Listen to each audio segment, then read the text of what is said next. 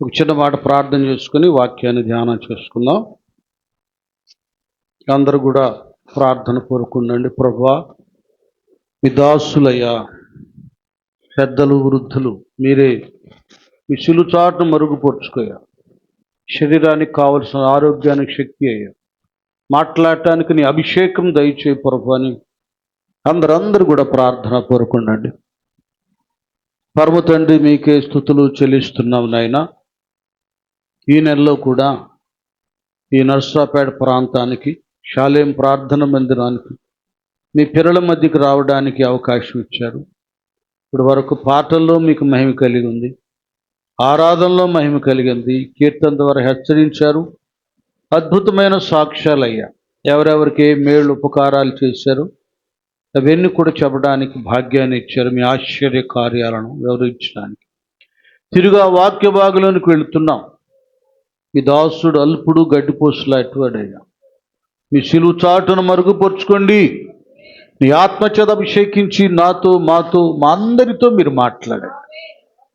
ఇంకా రావలసిన మీ భక్తులెల్లరూ తీసుకురమ్మని యేసు నామమున వేడుకుంటూ ప్రార్థిస్తున్నాం తండ్రి, ఆమేన్. దేవునికి స్తోత్రాలు. ఈ రోజున మలాకీ గ్రంథంలో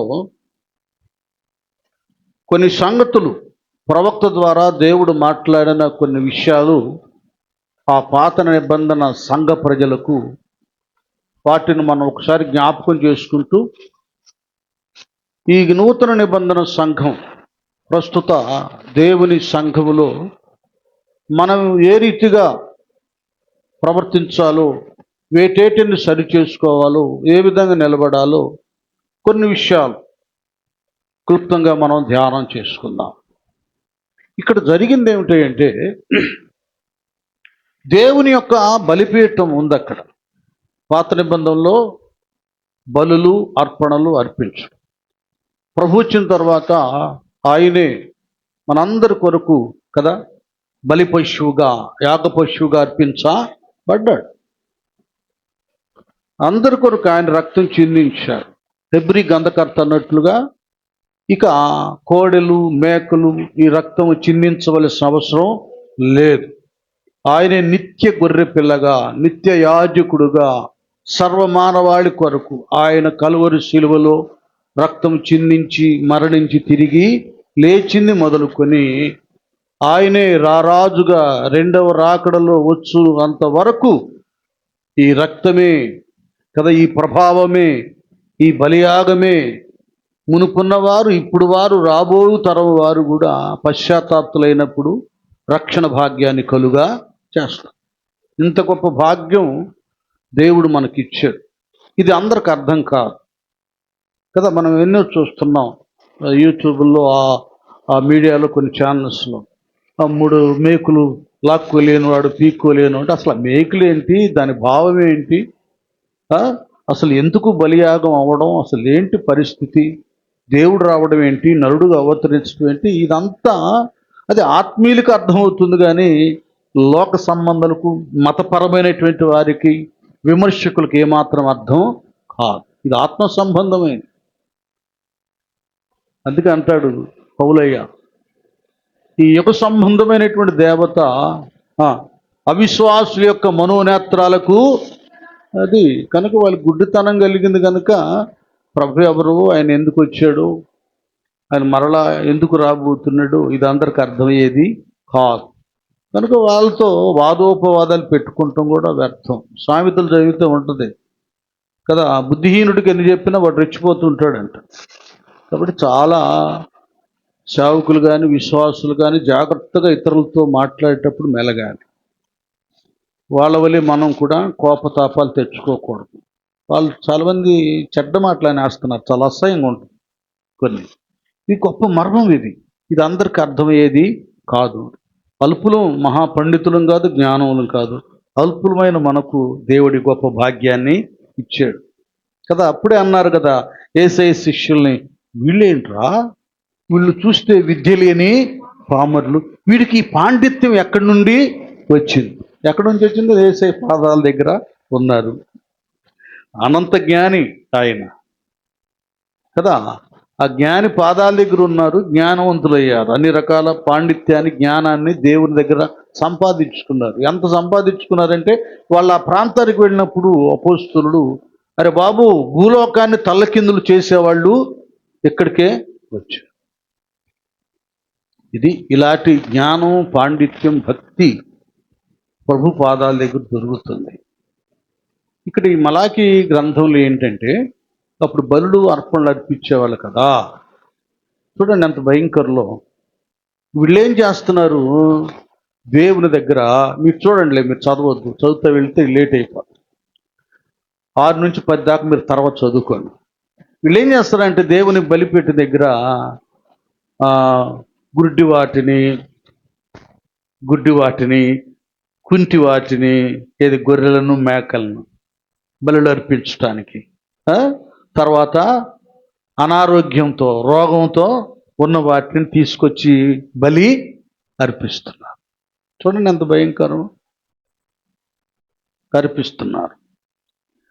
ఇక్కడ అంటాడు ప్రవక్త, నిర్లక్ష్యం, అలక్ష్యం, ఏది దేవునికి బలి అర్పించటానికి. మనం మార్కెట్కి వెళ్ళి ఏ సరుకులో కూరగాయలు తీసుకొచ్చేటప్పుడు ఆ కిచెన్ రూమ్లో, వంటగదిలో ఆ కూరగాయలు సరుకులు అక్కడ వేస్తాం. పక్కన మన పిల్లలు లేకపోతే ఎవరో చూస్తారు, ఏంది నీ కళ్ళు లేవా, ఏంది సరిగా ఏది తేవద్దా కాయలు, ఏంది ఎంత నిర్లక్ష్యం కదా. కేవలం తినటానికి కూరగాయలు, కాయగూరలే జాగ్రత్తగా చూసుకుంటున్నాం. మరి దేవుని ఆలయానికి వెళ్ళినప్పుడు, నీవు దేవుని మందిరానికి వెళ్ళినప్పుడు నీ ప్రవర్తన జాగ్రత్తగా.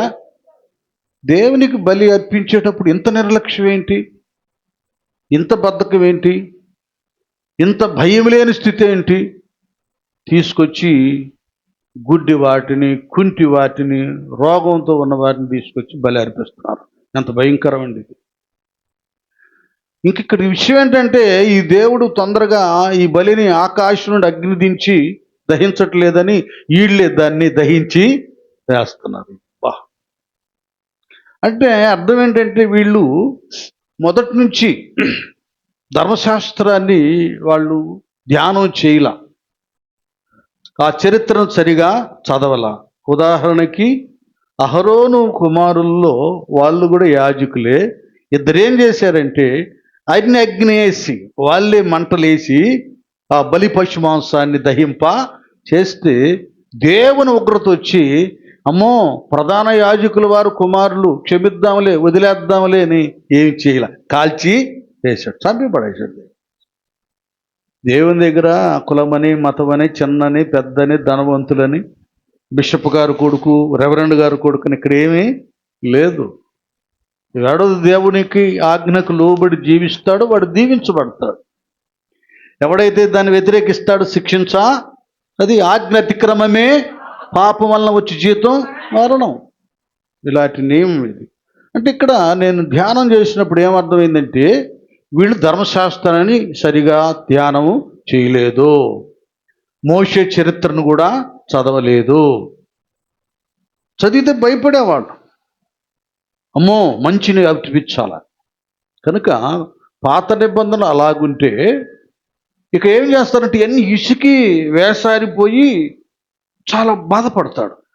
ఇక్కడ మనం ఏం చేద్దామంటున్నానా, యెహోవా మిమ్మల్ని అడుగగా ఏమి చేసి నా నామమును నిర్లక్ష్య పెట్టితమని మీరందరూ నా బలిపీఠం మీద అపవిత్రమైన భోజనం మీరు అర్పించుచు, ఏమి చేసి నిన్ను అపవిత్రపరచమని మీరందరూ యెహోవా ఈ భోజనపు బల్లను నీర్చపరచు. అది ఒక్కొక్కటి చదివిపుతాడు. చూడండి, గుడ్డిదాన్ని తీసుకొచ్చి బలిగా అర్పించిన ఎడల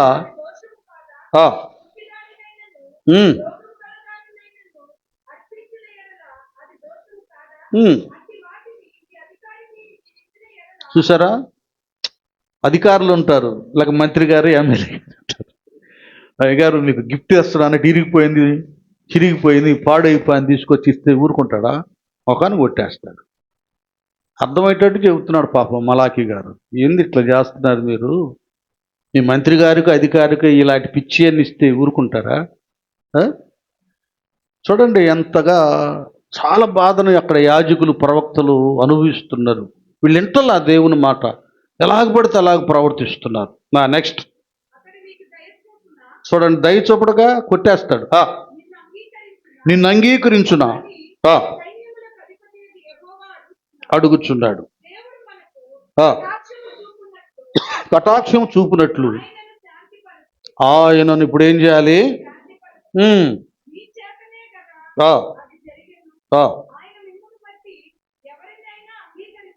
ఎవరిని అంగీకరించడు. ఒకటి, ఎన్ని విసిగి వేసారి ఏమంటాడంటే ప్రవక్త ఫైనల్గా ఒక మాట చెప్తాడు. దేవుడి ఆత్మ ద్వారా మాట్లాడతాడు. వినండి, అందరు వినండి. క్రొత్త నిబంధనకి పాత నిబంధనకి తేడా ఏంటో ఇక్కడ మనకు స్పష్టంగా కనపడింది. ఇప్పుడు చదువున్నాను అసలు ఎట్లాగంటాడు చూడు.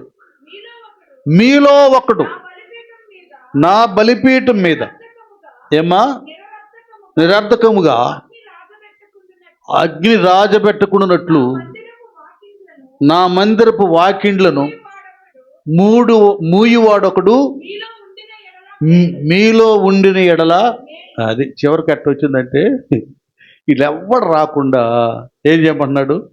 మందిరపు వాకిళ్ళు మూసే. అర్థమైందా? మందిరాలు ఎందుకు కట్టుకుంది? జనాలు రావడానికి కదా, బలులు అర్పణలు అర్పించటాను కదా. దాన్నే మూసేయమంటున్నాడు. పాత నిబంధన కాలం అది. ఇంక మూసేస్తే ఏముంది?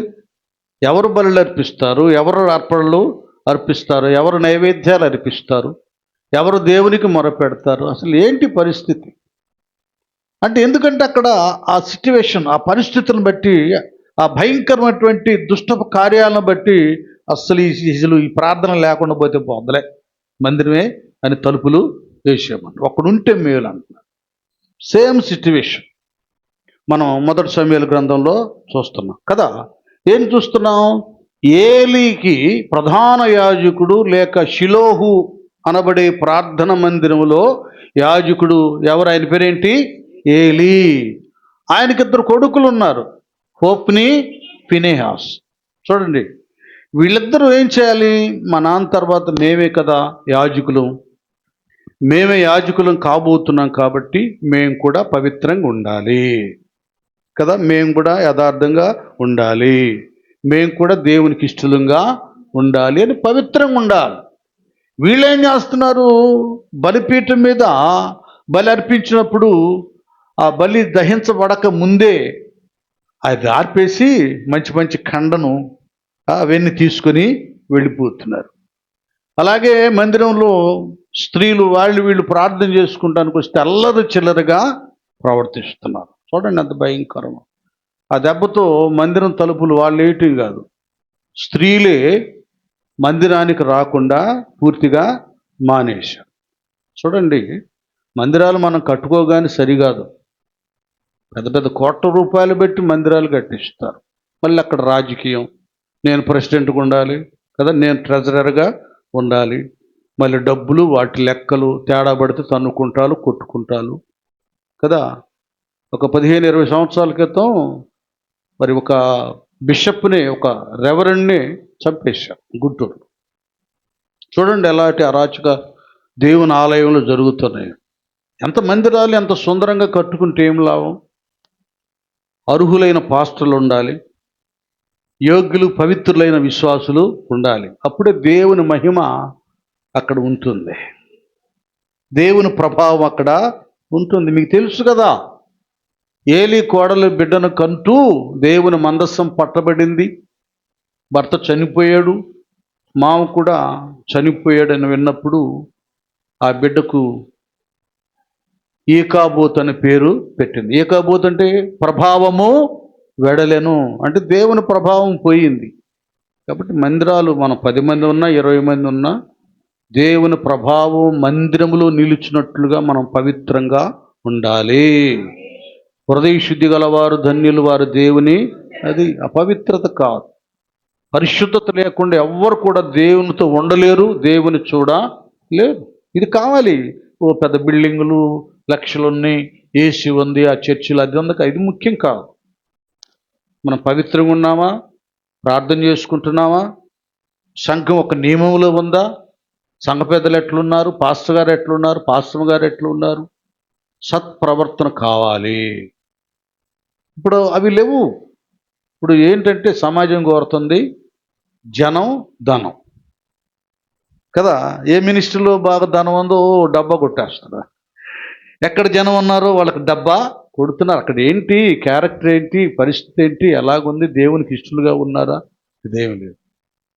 షిలోహు ప్రార్థన మందిరములో ఏలీ కుమారులు కాబోయే యాజకుల యొక్క దుష్ట ప్రవర్తన బట్టి మందిరం తలుపు వేయవలసిన అవసరం లేదులేండి, జనాలే రాకుండా పోయారు. అది ఇవన్నీ మనం జాగ్రత్తగా కాపాడుకోవాలి.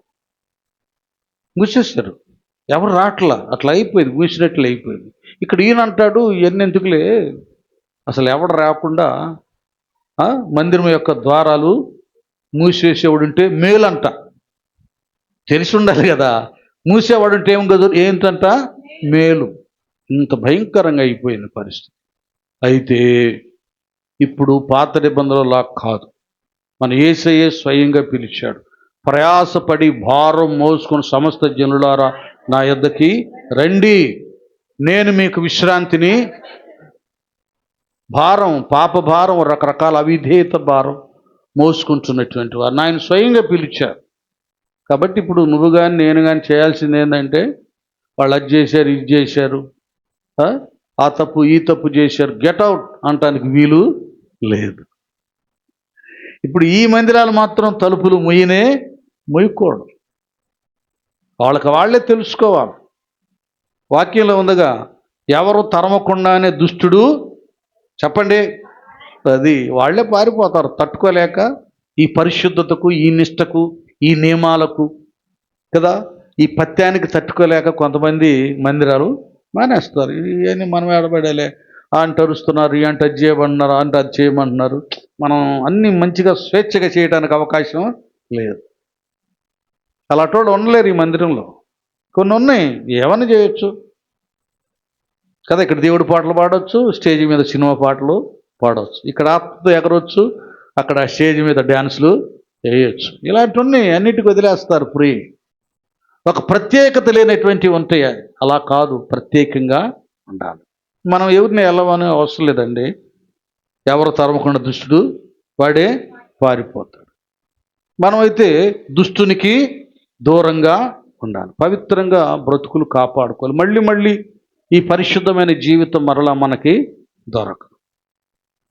ఇక్కడ ఏమైందంటే చాలా బాధపడుతుంది ఏంటంటే, ఆ దేవుని యొక్క బల్ల, ఇక్కడ ఒక మాట చూడండి, యెహోవా దేవుని యొక్క భోజనపు ఆ బల్ల, ఆ మాట చదవండి. అక్కడ అంటాడు, యెహోవా భోజనపు బల్లను చూడండి, ఇక్కడ 7వ వచనంలో యెహోవా భోజనపు బల్లను నీచపరిచినందునే కదా అన్నాడు. ఏంటంటే అది యెహోవా భోజనపు బల్ల. అది కొద్ది మాటలు దీని గురించి. దేవుని భోజన బల్ల ఏంటి? ఆయన కూర్చొని భోజనం చేస్తాడా? లేకపోతే మరి పరలోకంలో ఒక డైనింగ్ టేబులా? ఏమండి, యెహోవా భోజనపు బల్ల అంటే ఒకటి ఆయన సన్నిధి, లేక ఆయన మందిరం. ఆయన మందిరములో వెలువడేటటువంటి జీవాహారము కదా. పరలోకం నుండి దిగివచ్చిన జీవాహారమును నేనే. ఈ భోజనం వాక్య భోజనం, ఆత్మీయ ఆహారం. ఆయన బల్ల, భోజనపు బల్ల, ఆయన ఆలయం, అందులో నుండి వెలువడేటటువంటి వాక్యమే ఆత్మీయ ఆహారము, జీవాహారం.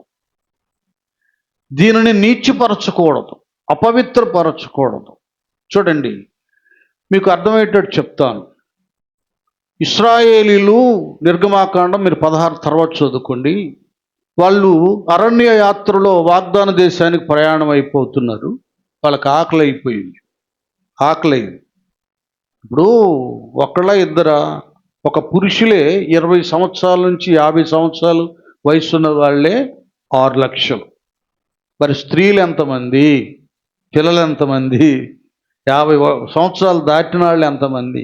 కదా, కొన్ని లక్షల మంది ఉన్నారు, లక్షల మంది ఉన్నారు. ఇప్పుడు ప్రయాణం అవుతున్నారు, వాళ్ళకి మధ్యలో హోటళ్ళు లేవు, లేక ఇతర దేశాల ఆ హోటళ్ళలో ఇళ్లల్లో భోజనం చేయటానికి కూడా ఎవడు రానివ్వడు, ఎల్లగొట్టేస్తారు, కొట్టేస్తారు. ఇది పరిస్థితి జరుగుతుంది. అలాంటి సమయంలో వాళ్ళు సడుగుతున్నారు, గొణుగుతున్నారు. మనం ఊరక దేవుడు మన్నా కురిపించాడంట అనుకుంటున్నాం, కానీ అది ఎంత అద్భుతమో కొద్దిగా మనం వాక్యాన్ని ధ్యానం చేస్తే, చరిత్రను మనం ఒక్కసారి పరిశీలన చేస్తే అర్థమవుతుంది. మనం ఇంట్లో నలుగురు భోజనం చేయడానికి ఏదైనా ప్రయాణంలో ఏ హోటల్ లేకపోతే అల్లాడిపోతాం కదా. ఏంది లక్షల మంది జనాలకు భోజనం ఏంటి, ఆహారం ఏంటి? ఇంక వాళ్ళు శనిగారు, గొనిగారు.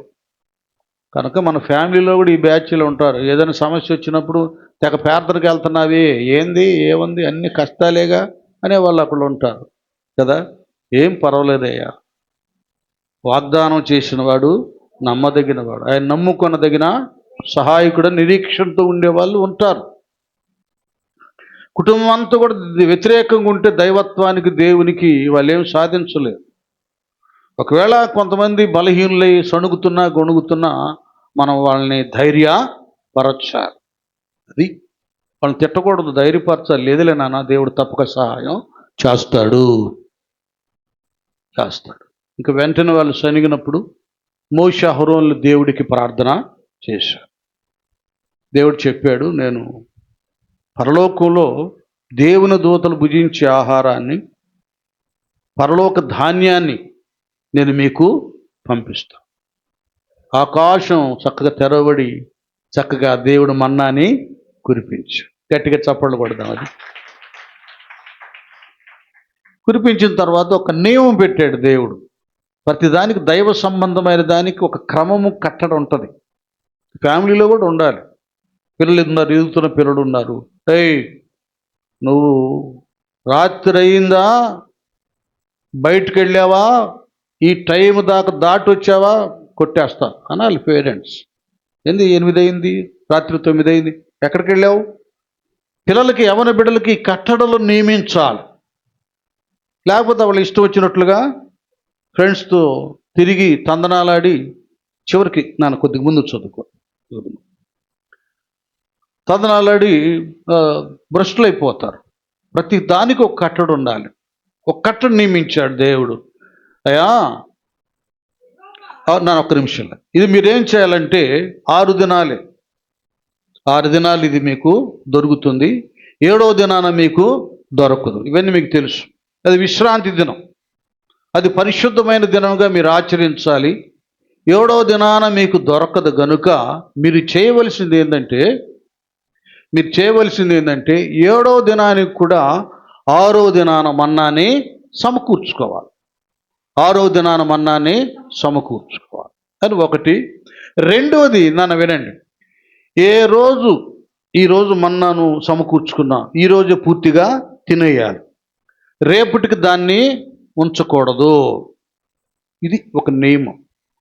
అంటే అర్థం ఏంటంటే మనకు ఆత్మ సంబంధంగా ఈరోజు దేవుడు వాక్యం ద్వారా నాతో మీతో మాట్లాడాడు అనుకోండి, ఏ విషయంలో మనం సరిచేయబడాలి, దేన్ని దిద్దుకోవాలి, దేనికి దూరంగా ఉండాలి, దేన్ని అనుసరించాలి, ఇలాగ దేవుడు మాట్లాడాడు. ఇప్పుడు మాట్లాడినప్పుడే మనం ఈ చివరి ప్రార్థనలో ఒక తీర్మానానికి రావాలి. అవును ప్రభువా, ఈ విషయంలో నేను బలహీనురాలుగా ఉన్నాను, నన్ను క్షమించయ్యా, నన్ను అది ఎప్పటికప్పుడు మనం సరిచేయబడాలి.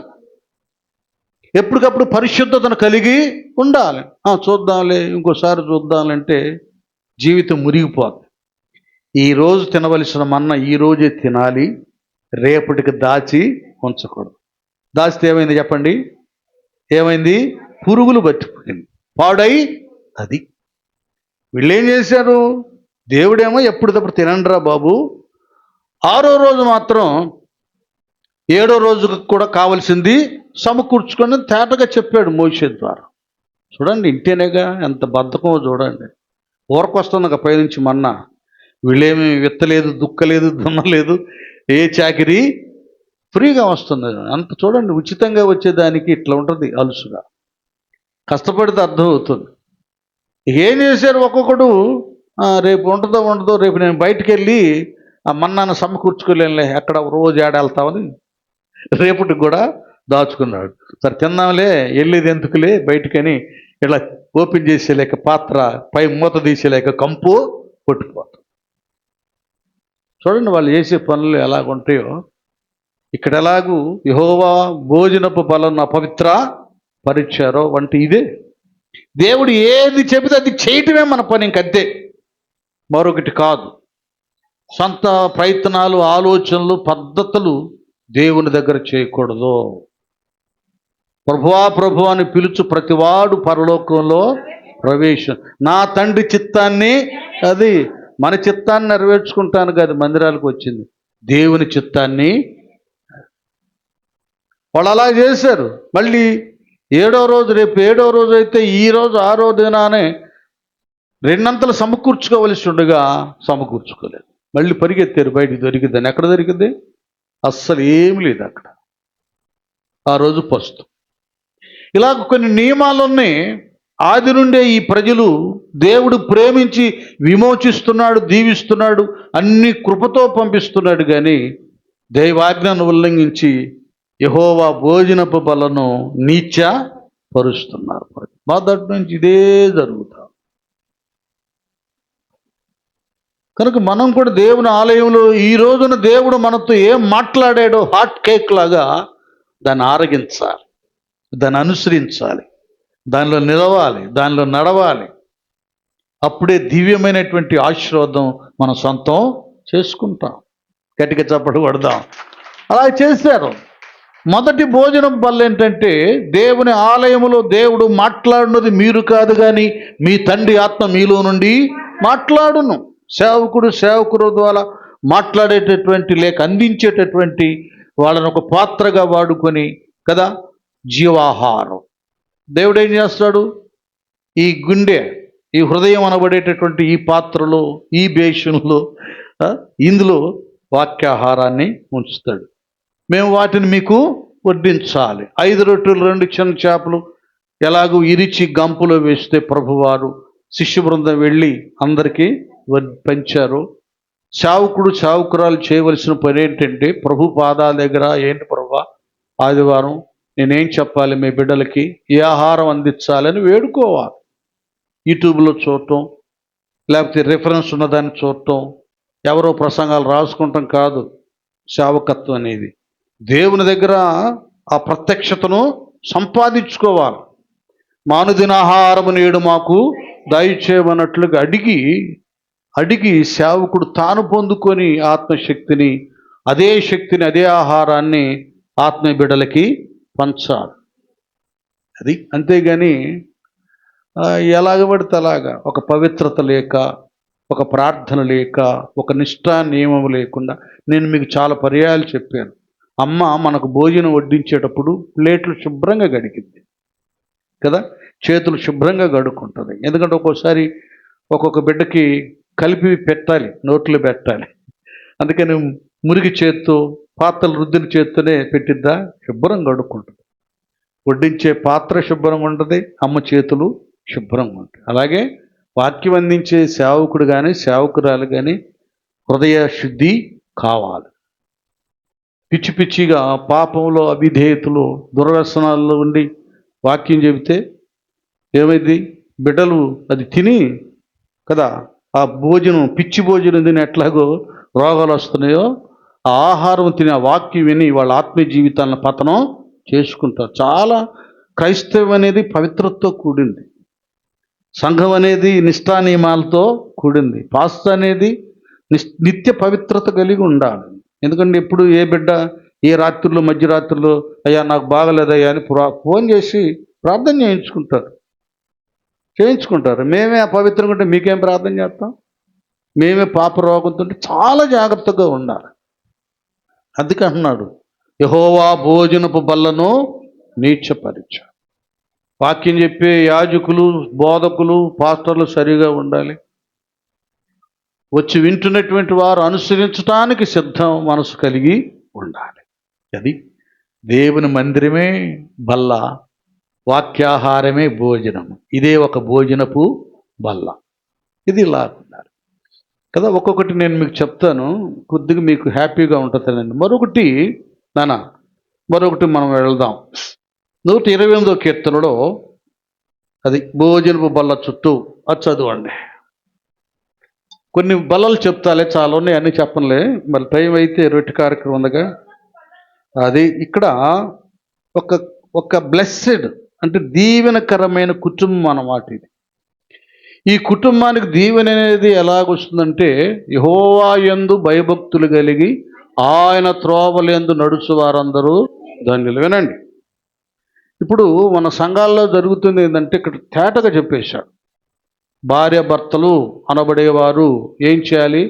దేవుడంటే భయము భక్తి కలిగి ఆయన త్రోవలందు నడవాలి. త్రోవలంటే దేవుడు ముందు వెళ్తుంటే మనం వెళ్ళకెళ్తాం కాదు. నీ వాక్యము నా పాదములకు దీపమును త్రోవకు అది అంటే వాక్యానుసారంగా జీవించాలి. ఇప్పుడు జరుగుతున్నది ఏంటంటే, మనల్ని దుఃఖ పెడుతుంది ఏంటంటే, భార్యాభర్తలు ఇద్దరు బాప్తిసాలు పొందుతాడు, వాడే ముందు తాగుతాడు. ఏమి తెల్లారైతే టీవీల దగ్గరే కూర్చుంటుంది. ఈమె ప్రార్థన చేయదు, వాడు ప్రార్థన చేయడు. ఎందుకు మునిగారు? నీళ్ళు ఊరకుండాయా? అసలు బాప్తిసం విలువ తెలియదు, రక్షణ విలువ తెలియదు, దేవుని భయము లేదు. ఎలాగొస్తాయి ఆశీర్వాదాలు చెప్పండి? ఎలాగూ సమస్యలకు పరిష్కారం దొరుకుతుంది? అభివృద్ధి ఆనందం అనేది ఎలాగొస్తుంది? దేంతోనన్నా ఆడుకోవచ్చు, కానీ దేవునితో ఆటలు ఆడకూడదు. అరే మందసం పడిపోతుందని అతడు యాజకుడి కొడుకి అట్లా పట్టుకున్నాడండి. ఉజ్జాని ఆయన చచ్చాడు అంటే, మళ్ళీ ఏంది, మందసం పడిపోతుంటే పట్టుకున్నాడు కదా, ఎందుకు చంపాడు దేవుడు అంటారు ఎర్రోళ్ళు. దానికి ఒక నియమం ఉంది మందసాని గురించి, అది ఒక పెద్ద హిస్టరీ. దానికే మాకు ప్రత్యేకం క్లాసులు ఉండేవి మేము బైబిల్ కాలేజీలో. దానికి ఒకటి ఎలాగ పట్టుకోవాలి, ఎలాగ మొయ్యాలో, ఎవరు మొయ్యాలో, ఆ నియమాలన్నీ ఉన్నాయి. అది తప్పించి ఆవేశంతో పట్టుకున్నాడు. కాబట్టి ఎవరు కూడా ఆవేశాలతో బాప్తీసాలు తీసుకోకూడదు, ఆవేశాలతో ప్రార్థనకు రాకూడదు. ఒక నియమం ఉంది, ఆ నియమం ప్రకారంగా జీవించాలి. ఇది అవసరం. ఇక్కడ ఈ 128వ కీర్తన దీవెనకరమైన కీర్తన, కుటుంబ ఆశీర్వాద కీర్తన. ఇది చాలా గొప్ప కీర్తన ఇది. కాబట్టి వీళ్ళేం చేయాలంటే, కుటుంబానికి దీవెన రావాలంటే భార్య భర్తలు ఇద్దరూ దేవుడంటే భయము భక్తి కలిగి వాక్యములు జీవిస్తూ ఆయన సన్నిధిలో కనబడాలి. కనబడినప్పుడు ఎట్లా ఉంటుందంటే, నువ్వు ఒకవేళ నీకు తక్కువ శాలరీ అయినా, మన భాషలో చెప్తున్నా, లేకపోతే నీకు రోజువారు కూలి తక్కువ వచ్చినా కూడా దేవుడు ఏం చేస్తాడు? ఇక్కడ ఒక మాట ఉంటుంది, నిశ్చయముగా నీవు నీ చేతులు కష్టార్జితాన్ని అది నీవు ధన్యుడు, నీకు మేలు కలుగు. మీరు చూడండి ఒకసారి, ఈ లగ్జరీకి అలవాటు పడినటువంటి వాళ్ళు, వాడికి నెలకి 1,00,000 శాలరీ అయినా వీడికి ఫ్రెండ్స్ ఎక్కువ ఉంటారు. ఈ ఫ్రెండ్స్ ఎలాంటి వాళ్ళు? మంచివాళ్ళు కాదు. అంటే బార్లకు వెళ్ళాలి, కాస్ట్లీ వైన్ తాగాలి కదా, వాళ్ళందరితో ఏ పడితే తినేసేయాలి. ఒక దెబ్బకి రోజుకు 10,000 వేసుకోండి, బాగా ఉన్నవాళ్ళుగా 10 రోజులకి ఆ శాలరీ మటాష్ అయిపోద్ది. మళ్ళీ ఏం చేస్తాడు? అదే ఫ్రెండు కొద్దిగా ఇబ్బందిగా ఉంది, ఒక 1 lakh 1 లక్ష అప్పు అంటాడు. ఉండేగా లక్ష కోట్లు అవుతాయి. చివరికి వాడు ఇల్లు వేలం పాటు చేయాలి. ఇది లోకం.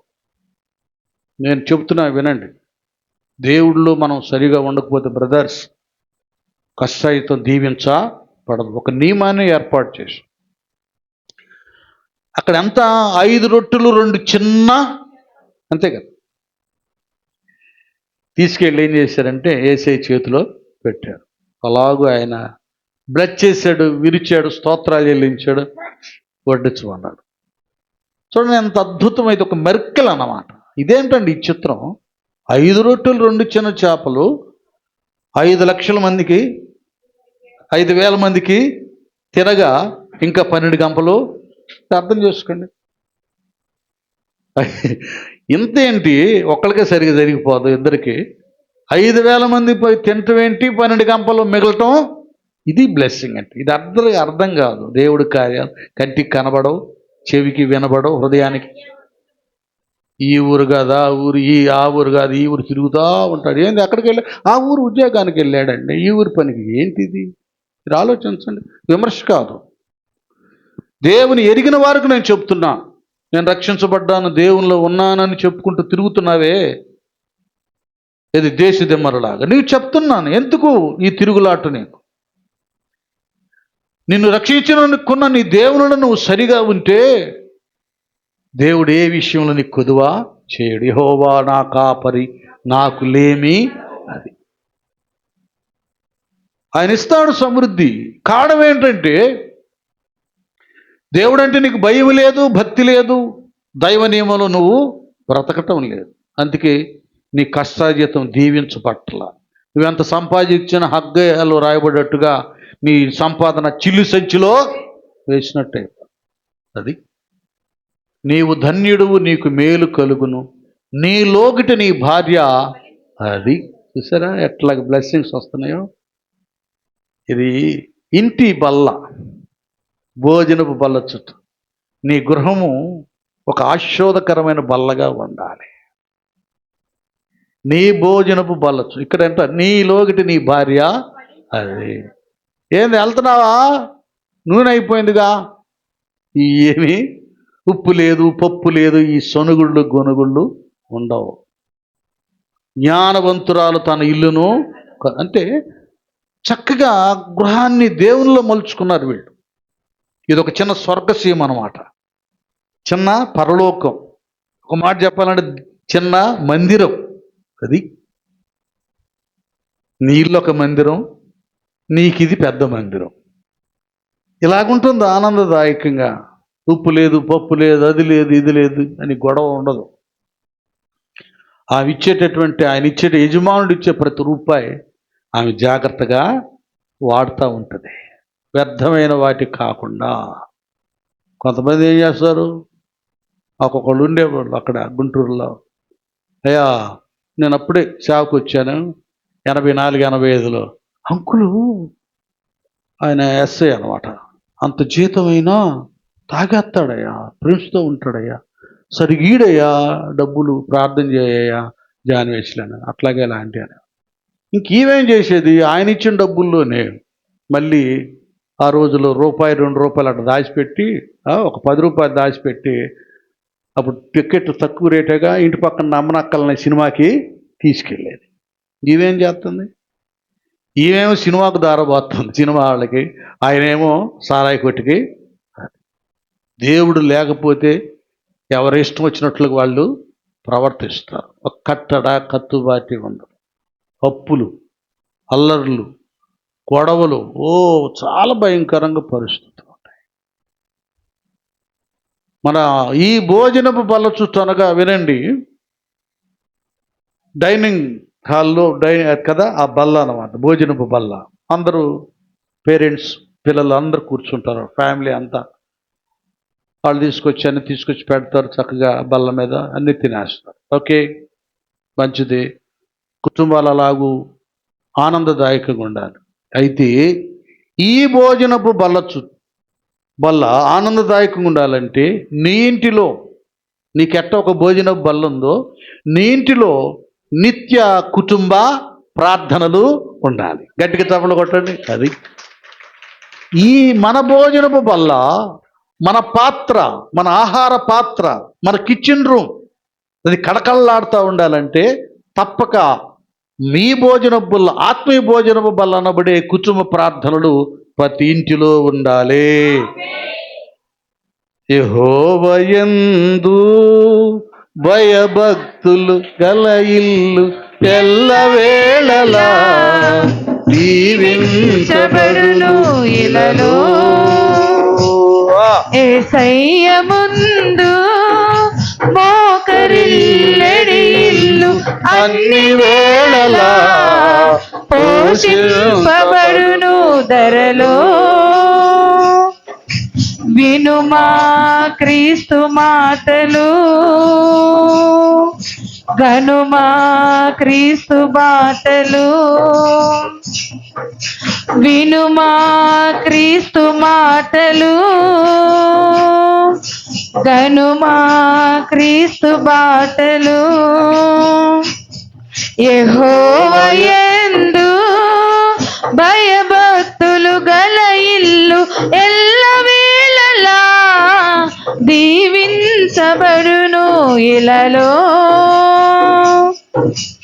ఇంటిలోన ఉన్న ఆ ఇల్లాలే ఫలించెడి ద్రాక్షవల్లిగా మారును.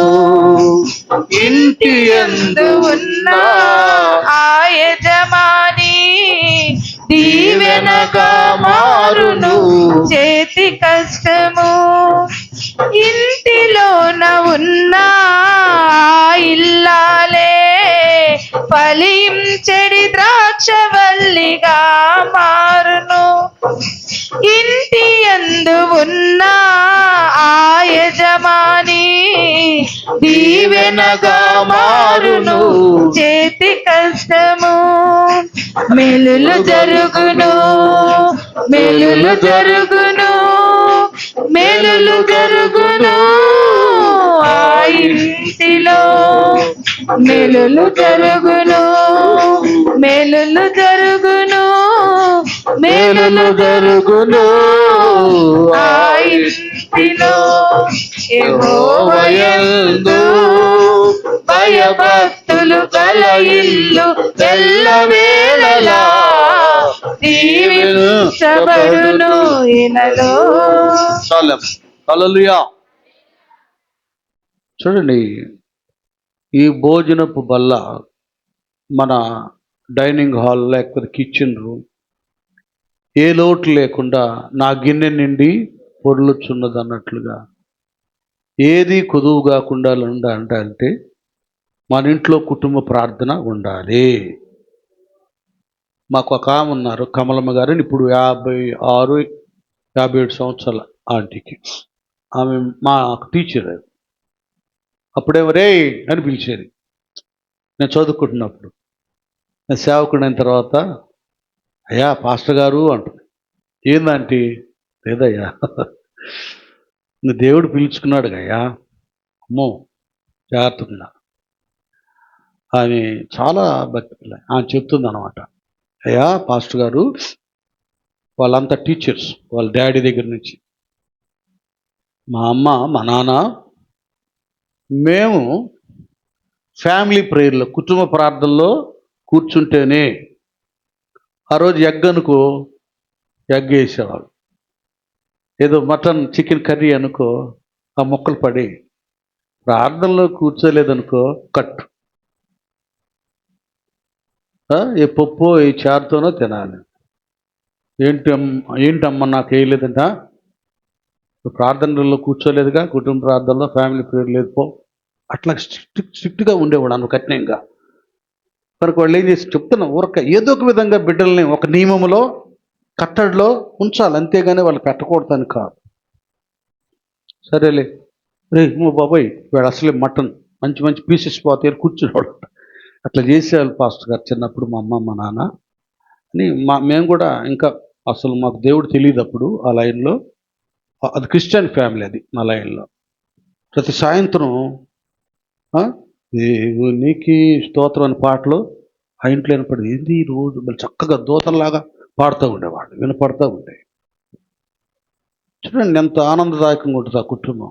కాబట్టి ఫ్యామిలీ ప్రేయర్, కుటుంబ ప్రార్థన అనేటటువంటిది ఇంట్లో చాలా చాలా అవసరం. అయితే ఏంటంటే పాపం మనం ఎవరం కూడా కుటుంబ ప్రార్థన చేసుకోకుండా టీవీ సీరియల్ ప్రార్థనలు చేస్తున్నాం. అంతేగా, అందరం కూర్చొని ఫ్యామిలీ అందరూ కూర్చొని సీరియల్ చూస్తున్నారు, టీవీలు చూస్తున్నారు. చూసేవాడు ఎట్లా ఎరేసాడు, ఎట్లా పడేసాడు చూడండి కుటుంబాన్ని. ఇంక వాళ్ళు ఏడితే ఆడవటం కదా, వాళ్ళు నవ్వితే నవ్వటం, చివరికి మనం అందరం ఆడవటం. కాబట్టి అవి కొద్దిగా ఆపేసి ఒక అరగంట చాలు, ఒక పాట పాడుకోండి, ఒక వాక్యం చదువుకోండి, ఉన్న ఇద్దరు ముగ్గురు చెరొక రెండు నిమిషాలు ప్రార్థన చేసుకోండి. అదే గంటల తరబడి అవుతుంది. కుటుంబ ప్రార్థన చాలా చాలా అవసరం. ఈ భోజనపు బల్ల అంటే కుటుంబ ప్రార్థన. ఈ భోజనం ఏం చేస్తామంటే పాట పాడతాం కదా, వాక్యం ఆహారం. అక్కడ అయ్యగారు పెట్టినంత ఫుల్ మీల్స్ కాకపోయినా కనీసం టిఫిన్ అన్నా అంటే కొద్ది వాక్యమైన ధ్యానం చేస్తాం. ఇట్లాగ చాలా ఆశీర్వాదకరమైనటువంటి ఉన్నాయి దేవుడు మన కొరకు కల్పించాడు. మనమే వాటిని తారుమారు చేస్తున్నాం, చిన్న భిన్నం చేస్తున్నాం. మన చేతుల్లోనే ఉంది. మీరిద్దరే ఉన్నారు, దంపతులు, భార్యాభర్త. మీరు ఏదైనా సంపాదించుకోవచ్చు. అకుల్లా ప్రిస్కిలాగా చక్కగా ప్రార్థన చేసుకొని ఉద్యోగమా, సంతానమా, ఆర్థిక అభివృద్ధి, గృహ నిర్మాణమా, ఏదైనా సరే అడుగుడి, మీకు మన దేవునికి అసాధ్యమైనది ఏది లేదు. అది చాలా ఆయన ఇచ్చాడు, అవకాశాన్ని మనకు కల్పించాడు. వాటిని మనం సద్వినియోగ పరుచుకోవాలి.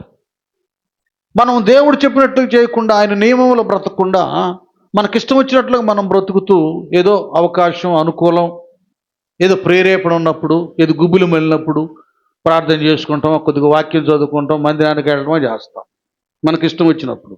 ఇప్పుడు వాడు క్రమంగా రోజు కంటిన్యూగా కాలేజీకి వెళ్తే లెసన్స్ విని చదివి వాడు పాస్ అవుతాడు. కానీ వాడికి ఇష్టం వచ్చినప్పుడు రావడం పోవడం అయితే పాస్ అవుతాడు వాడు. భక్తి జీవితంలో కూడా దేవుడు మన కొరకు బుద్ధి జ్ఞానముల సర్వ సంపదలు దాచాడు. ప్రతి అవసరత ఆయన నామంలో తీర్చబడుతుంది. అన్నీ ఉన్నాయి దేవుని దగ్గర. అవి పొందుకునేటటువంటి అర్హత, యోగ్యతను మనం కోల్పోతున్నాం, ఏడుతున్నాం.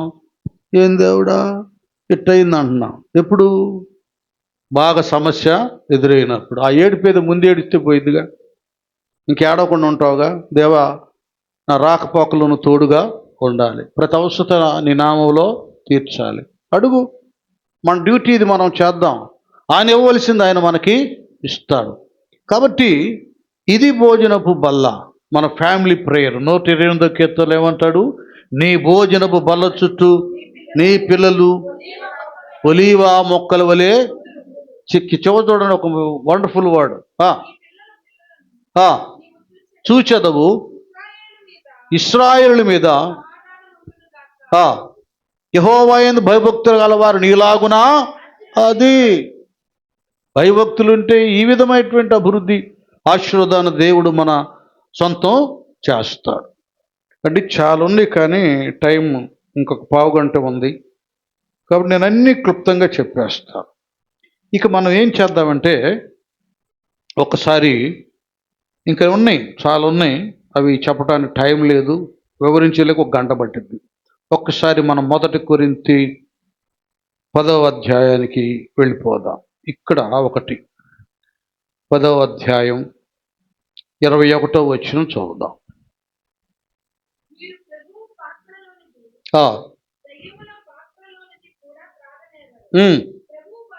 చూడండి, ఇక్కడ ఏం బల్ల? ఇది ప్రభు బల్ల. నెక్స్ట్,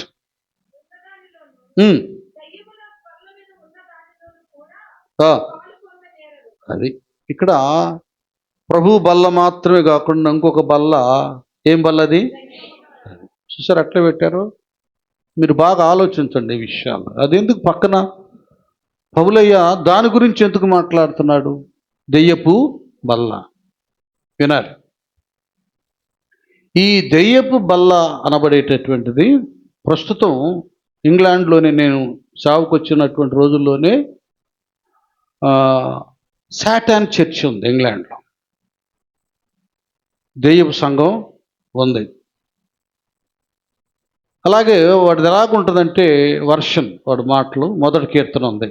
అక్కడ మనమేమో దుష్టు ఆలోచన చొప్పున వాడేం చేస్తాడు చెప్పండి? దాన్ని దుష్టుడు ఆలోచన చొప్పున నడవాలి, రివర్స్ అన్నమాట.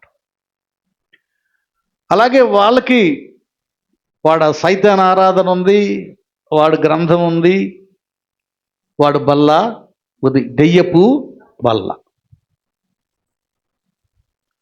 అక్కడ ఏదే నీచమైనది, ఏదైతే అపవిత్రమైందో, ఏదైతే పరిశుద్ధులు తినకూడదో, ఏదైతే దైవ వ్యతిరేకమైందో ఆ తినకూడని వాటన్నిటినీ, అపవిత్రమన్నిటన్నిటినీ వాడు ఆ బల్ల మీద పెడతాడు. సైతాను స్మరణ చేస్తూ ఇప్పుడు ఇలాగ మన సంఘ పెద్దలు రొట్టెని అందిస్తారో వీడు దాన్ని అందిస్తారు. అది చాలా భయంకరంగా ఉంటుంది ఆ సన్నివేశం. దెయ్యపు బల్ల అంటే అర్థం ఏంటంటే, ఆ దినాల్లో కూడా, పౌలు గారు ఉన్న దినాల్లో కూడా, మేము భక్తులము, మాది సంఘం, మందిరం, మేము కూడా రొట్టె విరుస్తున్నాం, బల్ల వస్తున్నాం అనుకుంటూ దైవ నియమాన్ని, పవిత్రతను ఉల్లంఘించి దుష్ట కార్యాలు జరిగిస్తూ వారు దాన్ని పవిత్రంగా భావించి వాళ్ళు కూడా బల్లను ఏర్పాటు చేశారు. అది గమనించాడు పౌలయ్య కదా. ప్రభువు బల్లలోనది అలాగే దెయ్యపు బల్ల, దాని దగ్గరికి వెళ్ళరు కదా. అప్పుడే పౌలయ్య వాళ్ళకి జాగ్రత్త చెప్పేశాడు. జాగ్రత్త, ఫలానా వాడు దుర్బోధ చేస్తున్నాడు, ఫలానా సమూహం విశ్వాసం నుండి తొలగేటట్లు చేస్తున్నారు, ఫలానా వారు దైవ చిత్తానికి, ప్రభు చిత్తానికి వ్యతిరేకంగా ప్రకటనలు చేస్తున్నారు. ఆ రోజుల్లోనే పోరాటం ఉంది కనుక పవిత్రమైంది. ఈవేళ మనం విరిచే రొట్టె ప్రభు వల్ల చాలా పవిత్రమైంది. ఏమంటాడు ప్రభువు?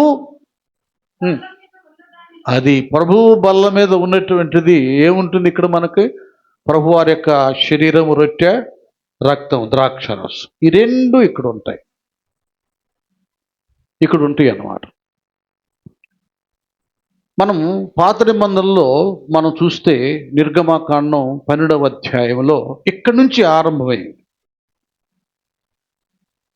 ఏమండి, అసలు వాస్తవం ఏమేమో దాని వివరణ సరిగా లేకుండా ఆదికాండం 14వ అధ్యాయంలో కదా, అబ్రహాము శత్రువులను జయించి సొదొమ గొమొర్రాను మరి దోచుకొని వెళ్ళిపోయినటువంటి ఆ శత్రు రాజ్యాలను జయించి, సొదొమ గొమొర్రాలో అబ్రహాము యొక్క సోదరుడైన బిడ్డైన లోతు ఉన్నాడు కనుక అతను బట్టి, అతని కుటుంబాన్ని బట్టి వారు ఆ శత్రువు రాజ్యాలు ఏవేవో దోచుకొని వెళ్ళారో అక్కడ స్త్రీలను, పిల్లల్ని, ధనాన్ని అవన్నీ కూడా మరలా తీసుకొని వచ్చి వాళ్ళకి అప్పగించి, ఇక మెల్కీసెదెకు ప్రధాన యాజకుని దగ్గరికి వెళ్తాడు.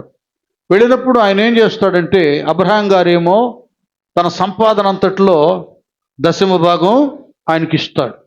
అబ్రహాం గారు 10వ భాగం ఇచ్చినప్పుడు ఈయన ఏం చేస్తాడంటే, మెల్కీసెదెకు మరియు షాలేము రాజైన అదే మెల్కీసెదెకు, షాలేమునకు రాజు ఆయన. షాలేము అనే ఒక ప్రాంతం ఉంది, మళ్ళీ దానికి చాలా హిస్టరీ ఉంది. షాలేము అనేటటువంటి ప్రాంతానికి దాని పేరు ఏమైందంటే క్రమేణా యెరూషలేముగా మారిపోయింది. యెరూషలేమన్నా షాలేమన్నా ఒకటే. ఆ ప్రాంతానికి రాజు వాస్తవంగా షాలేం అనేటటువంటిది అది ఒక ప్రాంతం పేరు, వ్యక్తి పేరు కాదు కదా. తర్వాత భక్తులు అనేక మంది పెట్టుకున్నారు. నేనే చాలా మందికి షాలేం రాజు అని పెట్టాను. మన మినిస్ట్రీ పేరే షాలేం బ్లెస్సింగ్ మినిస్ట్రీ కదా. ఆ దేవుని పట్టణం యెరూషలేము, సమాధాన పట్టణం, దేవుడు ఇష్టపడే పట్టణం. దాని కొరకు ప్రార్థన చేయమని స్వయంగా కీర్తనలో వ్రాయబడింది. షాలేం అనే ప్రాంతానికి రాజు, ఆయన పేరేంటున్నానా? అది మెల్కీసెదెకు. నెక్స్ట్, రొట్టెను ద్రాక్షారసమును తీసుకొని వచ్చును. అతడు సర్వోన్నతుడకు దేవునికి యాజకుడు. అప్పుడు అతడు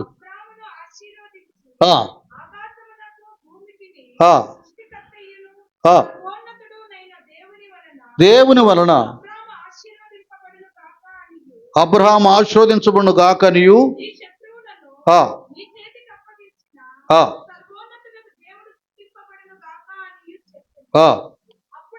అప్పుడు అతడు అన్నిటిలో ఇతనికి, అది అబ్రహాము మెల్కీసెదెకుకి 10వ వంతు ఇచ్చాడు. అక్కడి నుంచి ఆరంభమైంది ఇవ్వటం అనేది. యాకోబేమో తర్వాత ఇస్తానన్నాడు కదా, ఆదికాండ 28లో. 14లో వాళ్ళ తాత అబ్రహాం ఆల్రెడీ ఇచ్చేసాడు. ఆ రొట్టె ద్రాక్ష రసాన్ని తీసుకున్నాడు. అంటే అది బ్లెస్సింగ్ అన్నమాట. అది స్వీకరించినప్పుడు అన్ని విషయాల్లో జయం కలుగుతుంది. అది ప్రతిష్ట, పవిత్రమైన కార్యం. ప్రభు బలలో చెయ్యి వేయటం అనేటటువంటిది ఘనమైన ఆశీర్వాదం. అది వాగ్దాన ప్రజలకు సంబంధించినటువంటిది. వాగ్దాన పుత్రుడు లేక వాగ్దాన వారసుడు కదా, దైవ వాగ్దాన ఫలాన్ని ప్రపంచానికి చూయించువాడు అబ్రహాం. ఆయన ఎవరిని దీవిస్తాడో వాళ్ళు దీవించబడతారు, ఆయన్ని ఎవరు శపిస్తారో వాళ్ళు శపించబడతాడు. అందుకే ఆయన ఉన్నతమైన స్థితిని బట్టి అతనికి ఒక టైటిల్ ఇచ్చారు, విశ్వాసులకు తండ్రి. హల్లెలూయా. అలాంటి ఉన్నతుడు ఆయన కూడా రొట్టెను ద్రాక్షరసాన్ని స్వీకరించాడు. చాలా ఉన్నతమైంది, ప్రతిష్టతో కూడినటువంటిది. తర్వాత దాని క్లియర్గా మీరు చేయాలి, అబ్రహాము సంతతి అనబడే వారందరూ చేయాలని మోషే నాయకత్వంలో ఐగుప్తు దేశంలో నిర్గమ 12వ అధ్యాయములో మీరు ఒక గొర్రె పిల్లను తీసుకురండి. ఈ నెల 10వ తారీఖున తీసుకొచ్చి దాన్ని 14 వరకు ఉంచండి. 14వ తారీఖున దానిని వధించాలి. కుటుంబానికి ఒక్కొక్కరు చొప్పున కదా, మీరు అది ఏర్పాటు చేయనప్పుడు, పెద్ద ఫ్యామిలీ కదా, ఏర్పాటు చేయండి అన్నప్పుడు దాన్ని వధించి దాని రక్తాన్ని మీ యొక్క ఇంటి ద్వారం కదా, బంధకాలకు పై కమ్మీకి పైనుందే కదా, నిలువు కమ్మీకి వ్రాయండి. ద్వారాలకి ఆ రక్తపు గుర్తు వ్రాయాలి. మీరేం చేస్తారంటే పొంగని రొట్టెలతో దానిని భుజించాలి. కుటుంబంలో ఎంతమంది ఉన్నారో అంతమంది తినేసేయాలి, ఇంకంతే, ఏది మిగిల్చకూడదు కదా. అలాగ వాళ్ళు చేశారండి. అర్ధరాత్రి వేళ మరణదూత ఐగుప్తులో సంచారం చేశాడు. చేసినప్పుడు వాడు చంపటానికి వచ్చాడు, వెళ్ళిపోయాడు. ఇశ్రాయేల్లో ఇళ్లలోకి వెళ్ళాలంటే ఆ రక్తం ఉందే, నిర్దోషమైన గొర్రెపిల్ల రక్తం వాళ్ళకి కరెంట్ షాక్ కొట్టినట్టు అయిపోయింది. అది మరణానికి షాక్ కొట్టేసింది. వెళ్ళిపోయి ఐగుప్తు రాజు ఫరో రాజు ఇంటికి వెళ్ళాడు. హాయిగా లోపలికి వెళ్ళటానికి ఫ్రీగా ద్వారం, అద్దు ఆటంకం ఏమీ లేదు. వాళ్ళ ముందు పుట్టిన కుమారుడి దగ్గరికి వెళ్ళిపోయాడు, వాడి ప్రాణాన్ని తీసుకున్నాడు. అట్లా ఐగుప్తు దేశంలో రాజు మొదలుకొని తిరగలు తిరిపే దాసుడు పిల్లలు, తొలుచుడు వాళ్ళందరూ చచ్చిపోయారు.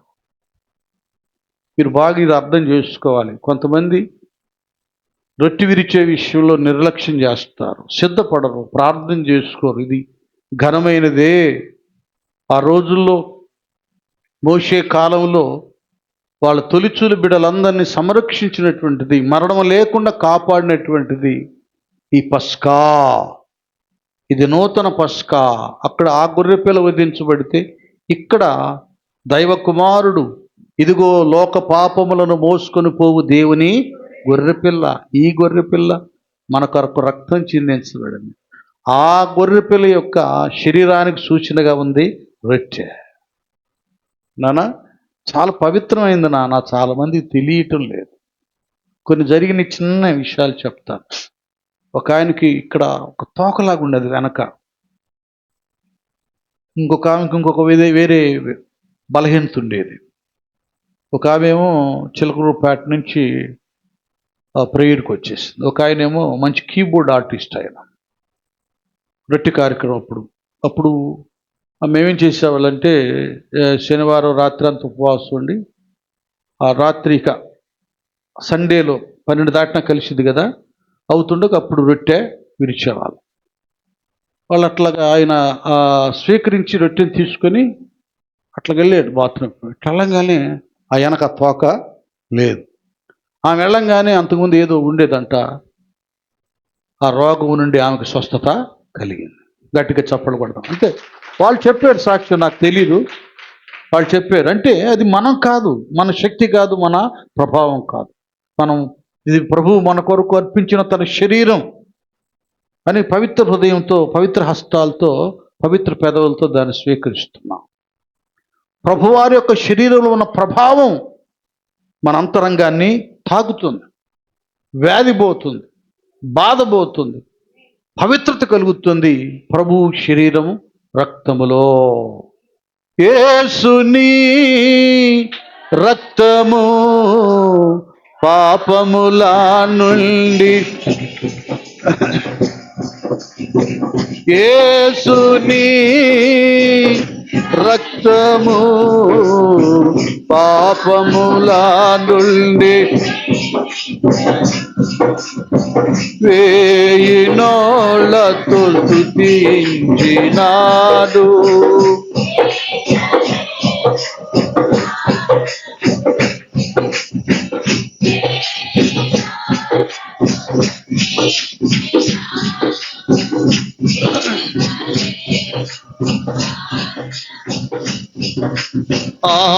ఆనందయాత్ర ఇది యేసుతో నూతన యెరూషలేము యాత్ర, మన యేసుతో నూతన.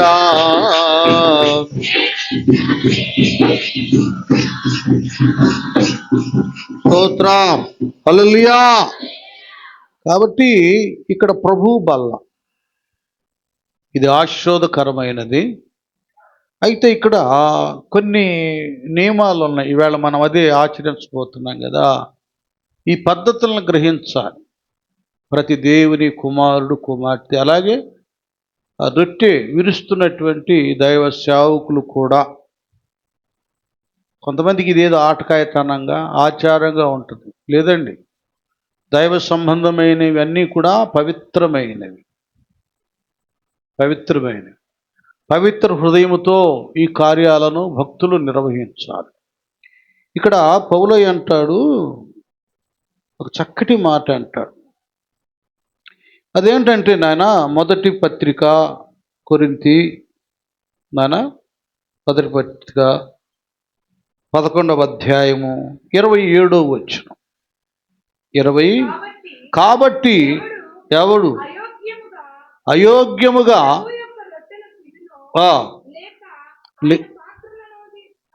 తాగును, అతడు ప్రభు యొక్క శరీరమును గూర్చి రక్తమును గూర్చి అపరాధి అగును కదా. ఏమవుతాడు? అపరాధి. ఏం చేయాలో తీసుకున్న మనం అందరం, ప్రతి మనుష్యుడు అది మొదట మనం చేయాల్సింది, మనకు మనం పరీక్షించుకోవాలి. అలాగ మోకరించి, ప్రభువా నేను ఆ సహోదరుని లాగా అన్నాను, లేక బ్రదర్ ఆ సహోదరుని లాగా అన్నాను ప్రభువా, ఈ విషయంలో ఇలాగన్నా, ఇంట్లో కొద్దిగా ఆ మీద కోపడ్డాను కదా, ఇంట్లో ఆయన మీద కొద్దిగా కదా ఒకలాగా మాట్లాడాను అవిధేయతో. ఇట్లాగా చిన్న చిన్నవి ఏం చేయాలి, మనం పరిశీలన చేసుకోవాలి. లేకపోతే ఇంట్లోనే ఉంది, ఇద్దరు రక్షణ పొందుకున్నవారు, భార్య భర్తలు ఇద్దరు, ఏదైనా ఉంటే అమ్మా బల్ల తీసుకుంటానికి వెళ్తున్నాం అని అక్కడ మాట్లాడుకోవాలి సమాధానం. నేను చెప్పేది ఏంటంటే, అసలు ముందు భార్య భర్తలుగా కుటుంబంలో నేను నా భార్య ఉన్నా, అసలు మాకే మేము సమాధానం, ఐక్యత లేకపోతే, ఒకరి ఎడల ఒకర ప్రేమ కలిగి మేము ఉండకపోతే సమాజాన్ని ఏం మారుస్తాం? ఎవరికి మాదిరికరంగా ఉంటావు? నీ డిపార్ట్మెంట్లో నువ్వు రక్షించబడ్డ బిడ్డవి, నువ్వేమి ఇస్తావు వాళ్ళకి? ఏ లెసన్ ఇస్తావు? ఏ మెసేజ్ ఇస్తావు వాళ్ళకి? ఏమి ఇవ్వగలవు? చాలామంది ప్రార్థనకి వెళ్ళే వాళ్ళు చేసే బుద్ధిహీనమైన పనులు ఏంటంటే, ఆయన ఎప్పుడు భార్య మీద కోపడుతూ ఉంటాడు, ఈమెమో భర్త మీద అందరికీ చాడీలు చెప్పితే, చచ్చినోడు ఇంకా రాలా. ఏంటది? చస్తే ఏమవుతావు నువ్వు? ఇవన్నీ మానుకోవాలి. అంటే మీరు మంచోళ్ళు ఏంటి, అలా ఆటాళ్ళు కాదు. ఇవన్నీ ఒక ప్రేమగా వెళ్ళి ఉండాలి. భార్యాభర్తల ప్రేమ ఆప్యాయతలు మన చుట్టుపక్క కుటుంబాలకు మాదిరిగా ఉండాలి. అట్టుండాలిరా బాబు, ఉంటుమా అలాగే వాళ్ళకులాగా మనం కూడా ఉండాలి. ఇక్కడ ఎక్కువ మన ఇంట్లో సమాధానం, శుభము, ఐక్యత, ప్రశాంతత, ఆనందం కనబడాలి. ఆనంద నిలయంగా ఉండాలి. ఎప్పుడు మనమే కొట్టుకుంటే మనలోంచి ఆనందం ఎక్కడ వస్తుంది? ఎవరికి ఆనందాన్ని పంచగలం. దివ్యమైనటువంటి భాగ్యాన్ని దేవుడు మనకి ఇచ్చాడు. ఆయన మన మధ్యలో ఉండటమే మహాభాగ్యం. అది మనం కాపాడుకోవాలి. ఎందుకు ఈ సంగతులు చెప్తున్నానంటే, ఒక పెద్ద చర్చి, పేరుగాంచబడిన చర్చి, వాళ్ళెవరు మరి డిప్యూటీ కలెక్టర్లు అలాంటి స్థితిలో ఉన్నారు. వాళ్ళిద్దరికి భార్యాభర్తలు ఇద్దరికి మరి ఎందుకు పడలేదు ఏంటో పరిస్థితి. వాళ్ళు ఆదివారం వచ్చేలేక చర్చికి వెళ్తారు. ఎట్లా వెళ్తారు? ఆమె కారులో ఆమె వెళ్ళిద్ది, ఈయన కారులో. ఎందుకండి దరిద్రం? ఎన్ని కార్లు ఉంటే ఏంటి, ఎన్ని బిల్డింగులు ఉంటాయి ఏంటి? దేవుడిచ్చిన భార్యను ప్రేమగా చూసుకోలేని వాడు, దేవుడిచ్చిన భర్తను ఘనంగా చూసుకునే స్త్రీ ఎందుకండి ఈ బ్రతుకులు, పనికిమాలిన బ్రతుకు? మళ్ళీ బడాయికి కార్లు, మళ్ళీ బల్ల రొట్టి ఇరుస్తారు. బాబా, తలుసుకుంటేనే భయంకరంగా. అలాంటి వాతావరణం మన కుటుంబాల్లో ఉండకూడదు. దేవుడు మన కుటుంబాలకు శుభము, సమాధానము కలుగు చేయునుగాక. అక్కడి నుంచి సమాధానం రావాలి. హాయిగా బైక్ మీద, స్కూటీ మీద, ముందు యజమానుడు, వెనక యజమానురాలు భుజాన చేయి వేసుకుని ఆ ప్రేమతో రావాలి. ఇది మనం లోకానికి చూపించాలి. కొన్ని పిచ్చి ప్రేమలు ఉంటాయి. వాడు కొంతకాలమే ప్రేమిస్తాడు వాడు, మరి తర్వాత వాడు ప్రేమ ఇంకో చోటకపోద్ది. ఇది పంచే ప్రేమ కాదు, నిలిచుండే ప్రేమ. ఇది మన యేసయ్య మనకి నేర్పింది.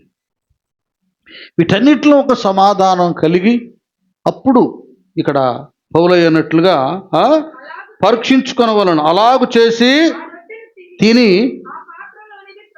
అది ముందు మన ఫ్యామిలీలు చూసుకున్నాం, ఎట్టున్నాము అనా అందరూ సమాధానంగా చక్కగా ఫ్యామిలీ అని కుటుంబం అంతా, భార్య, భర్త, బిడ్డలు హ్యాపీగా వచ్చేసారు, ఒక దూతగణం వచ్చినట్లుగా. ఇది దేవుడు యేసయ్య మనకి నేర్పించింది. శ్రేష్టమైన బల్ల ప్రభు బల్ల. ఇది స్వీకరించేటప్పుడు పరీక్షించుకోవాలి, మనకు మనం అనా జాగ్రత్తగా తీసుకోవాలి. అప్పుడేమవుతుంది?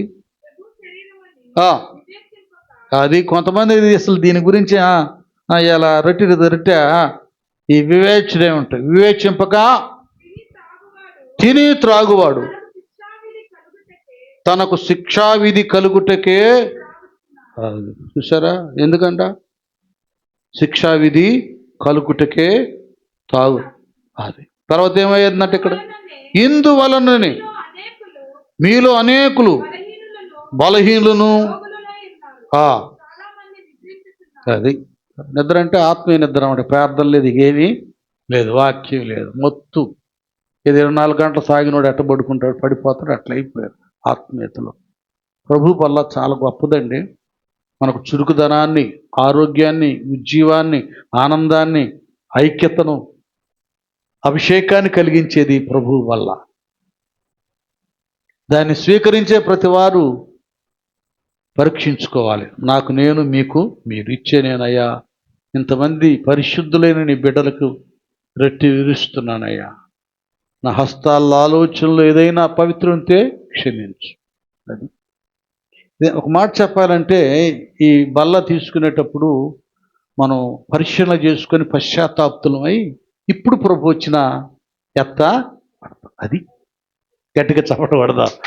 అందుకు అలాంటి స్థితిని కలుగు చేస్తుంది ప్రభు వల్ల. ఇది చాలా అమూల్యమైంది. ఎంత ధన్యతను యేసయ్య మనకి ఇచ్చాడంటే, నేను ముగిస్తున్నానండి. ఆ రోజు మేడగదిలో అది పస్కాను సిద్ధపరచమన్నారు. పస్కాను యేసయ్య సిద్ధపరచమన్నారు. పాత నిబంధనలో పస్కా, క్రొత్త నిబంధనలో సంస్కార, ఆరాధన, ప్రభు బల్ల లేక రొట్టె విరుచటం. ఇది ఇప్పుడు వాటి పేరు. అప్పుడేమో వాళ్ళు కేవలం పశు మాంసం, పొంగని రొట్టెలు. ఇప్పుడైతే అసలైన గొర్రె పిల్లే, రక్తం, ఆయన శరీరం మనకి. చూడండి, అదృశ్య రూపంగా ఆత్మీయంగా ఇది మలచబడుతుంది. ఆ ద్రాక్షరసమే, అది రొట్టె. మన విశ్వాసత, మనం దేవుల్లో లీనమైన దాన్ని బట్టి ఆ ప్రభావాన్ని దేవుడు మన మీద పురోక్షింప చేస్తాడు. ఇదంతా విశ్వాసంతో కూడింది. ఇది మళ్ళీ అందరికీ అర్థం కాదు. ఈ నియమాన్ని నిష్టగా ప్రతిష్ట కలిగి చేయనటువంటి వారు ఎలా పడితే అలా చేస్తారు. చాలామంది ఉన్నారు, అంత రొట్టె ముక్క ఇస్తారు, ఏదో ఒక బిస్కెట్ లాగిస్తారు, అంత ఏదో గ్లాసులో చిన్న పాత్రలో పోషిస్తారు, తాగేస్తారు. ఒకసారి రిటైర్మెంట్ ఫంక్షన్కు దేనికి అమ్మ నన్ను తీసుకెళ్తే అక్కడ ఆయన ఏం చేశాడు, ఆ ఫాదర్ వచ్చేసి ఆ రిటైర్మెంట్ ఫంక్షన్లో ఆ రొట్టె ద్రాక్ష రసిస్తున్నాడు అందరికీ. నాకు అసలు భయం వేసింది, ఏంటి ఇది అసలు, అది ఏంటి? వచ్చిన జనాలు ఏదో ఫంక్షన్కి వచ్చారు, తినటానికి తాగడానికి, ఏదో ఆ పాటలు ఈ పాటలు ఒక సంబంధమైన పాడుకొని పాడటానికి వచ్చారు. ఇదేంటి ఇంత పవిత్రమైనది ఇక్కడ పెడుతున్నారంటే, ఒకవేళ ఆయన ఇచ్చిన అది పవిత్రమైనదిగా ఉండదుగా, అంతే కదా. అదేదో ఆ రొట్టె, ఆ బిస్కెట్, ఆ ద్రాక్ష రసంగా ఉంటుంది. మనల్ని బట్టే పవిత్రమైన అపవిత్రమైన కలిగేది. అది నీ పరిశుద్ధతను బట్టే నీ గృహం పవిత్రంగా వెలుగుమయంగా ఉంటుంది. ఒక వ్యక్తి అపవిత్రతను బట్టి దుష్ట శక్తులు అక్కడ ఆవరించబడతాయి. చీకటింటే కదా పురుగు పుట్ట, దెయ్యాలు భూతాలు ఎలుకలు పాములు వస్తాయి. వెలుగుంటే రావు కదా. వాక్యం ఉండి పవిత్రంగా ఉన్న వ్యక్తుల కుటుంబాలలో జీవితాలు వెలుగే ఉంటుంది. గట్టిగా చప్పట్లు పడతారు దేవుని స్తోత్రం. కనుక యేసయ్య ఆ మేడగదిలో సిద్ధపరచమని చెప్తే శిష్యులు పస్కాను సిద్ధపరిచారు. అప్పుడు అందరూ కూర్చున్నారు. అక్కడ ఫోటోలో ఉంటుందిగా కదా, వాళ్ళు చక్కగా వేస్తారు. ప్రభువారు ఇట్లా కూర్చుంటాడు, ఇటు ఆరుగురు ఇటు ఆరుగురు. సన్నివేశం ఎంత బాగుంటుంది, భలే బాగుంటుంది. ఒక ఆత్మీయత అక్కడ వస్తుంది అన్నమాట. చూడగానే చాలా ఆనందాన్ని వస్తుంది. కూర్చున్నారు కదా అక్కడ, ప్రభు కూర్చున్నారు. ఇలా తీసుకున్నాడు. అది చదువుదాంలే, బాగుంటుందా? ఇంకా నేను మిమ్మల్ని ఇసుకిస్తాను. ఒకసారి మత్తయి సువార్తకి అసలు డైరెక్ట్గా ఆయన చేసిన దగ్గరికి వెళ్ళిపోదాం మనం. 26 అక్క చదవండి, నా దగ్గర ముందున్న వాళ్ళు చదవండి అక్కల. 26 మత్తయి.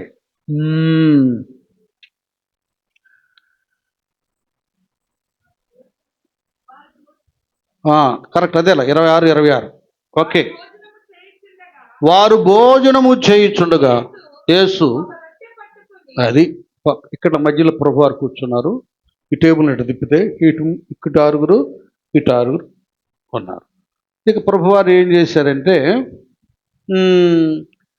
ఒక రొట్టెను పట్టుకున్నారు, దాన్ని పట్టుకున్నాడు. ఒకటి పట్టుకుంటాం, 2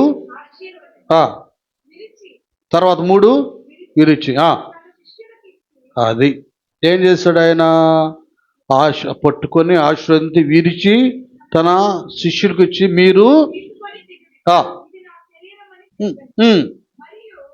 అది ఒక్క నిమిషం చూసారా, శిష్యులకి ఇచ్చి ఏం చెప్పాడు.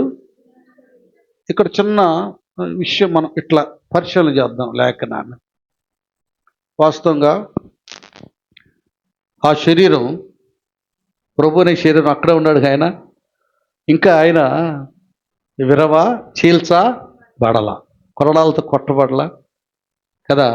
ఎర్రటెండలో పెను మీద కదా రొట్టె ఎలా కాల్చబడుతుందో, ఆ శ్రమల కొలిమిలో ఆయన ఇంకా రొట్టిగా చేయబడలా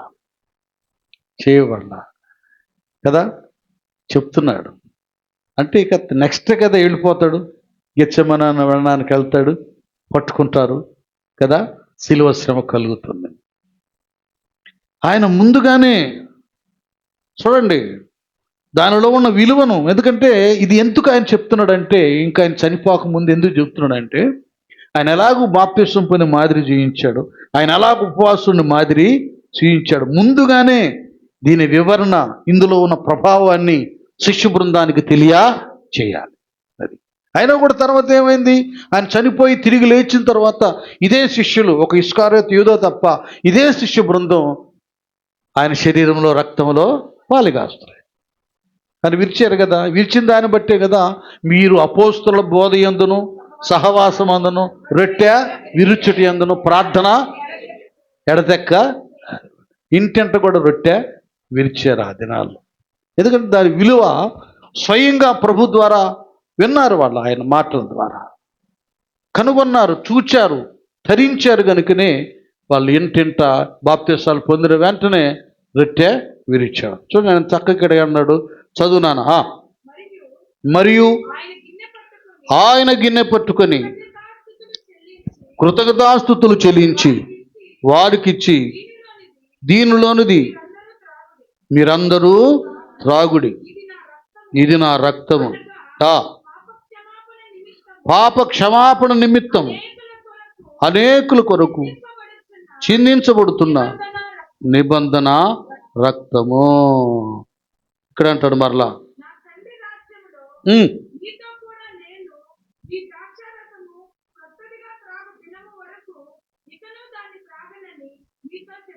అది కనుక దీని విలువ ఏంటో, దీని పరిస్థితి ఏంటో మొత్తం వాళ్ళకి వివరించేప్పుడు స్వయంగా ఆయనే శిష్యులతో ఉండి ఆ బల్ల దగ్గర ఆయనే కూర్చొని వాళ్ళని కూర్చొని ఉన్నతమైనటువంటి ఆ భాగ్యాన్ని, ధన్యతను వాళ్ళకి ఇచ్చాడు. అలాగే అప్పుడేమో శరీరధారిగా ఉన్నాడు, ఇప్పుడేమో ఎక్కడైతే ఇద్దరు ముగ్గురు నా నామమున కూడి ఉందని అన్నట్లు అది మన మధ్యలో ఇప్పుడు ఆయన ఆత్మరూపిగా ఉన్నాడు. వాస్తవంగా నేను కాదండి ఇది ఇచ్చేది, నేను అలాగంటాను, ఆయనే దాన్ని విరుస్తాడు. నేను ఇలాగంటాను, ఆయనే ఆ ద్రాక్షరసంలో ప్రోక్షణ దయచేస్తాడు. అది ఇలాంటి విశ్వాసత, పవిత్రతతో మనం మంచి ఉద్దేశంతో, ఆలోచనతో, ఆత్మీయ విధానంతో తీసుకున్నప్పుడే ఈ ప్రభావం మన మీదకి వస్తుంది.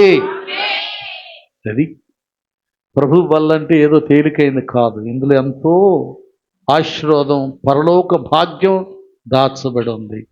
అల్పులమైన మనకి ఇంత ధన్యత దేవుడు ఇచ్చాడు.